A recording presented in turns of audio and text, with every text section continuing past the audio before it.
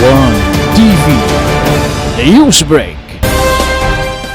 FYT Hardware Corporation nangapod-apod og bugas sa mga nasunugan sa Barangay Malaubang.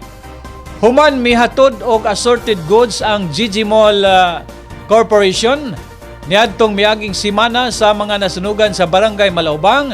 Laing patigayon na usab ang mihatag og hinabang. Kini ang FYT Hardware Corporation, din ang presidente og general manager mismo sa korporasyon ang personal nga mihatod sa hinabang nga si Mr. Persing Tanquito Jr.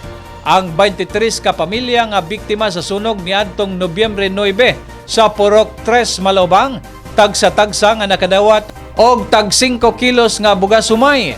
Iyang gikasubo ang maong insidente og iyang giampo ang paspas nga recovery sa mga pamilyang biktima.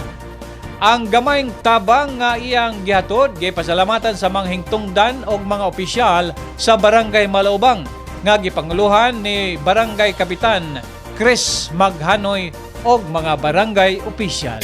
So, aniya ko karong buntag kay nasayod man ko atong November 9 atong Sunday na sunugan ang Purok 3 ngari sa Barangay Malaubang.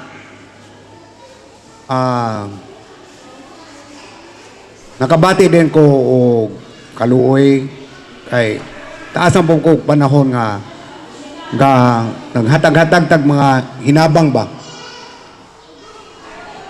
Tung napa ko sa usa ka Chamber of Commerce na aktibo pa ko dito kay ako pa'y president hanto na chamber.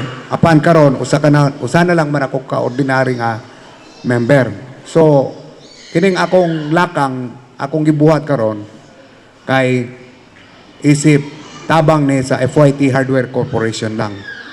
So mayong buntag sa atong mga kagawad, Engineer Henry, sa atong social media, sa tanan nato karon present karong buntaga. One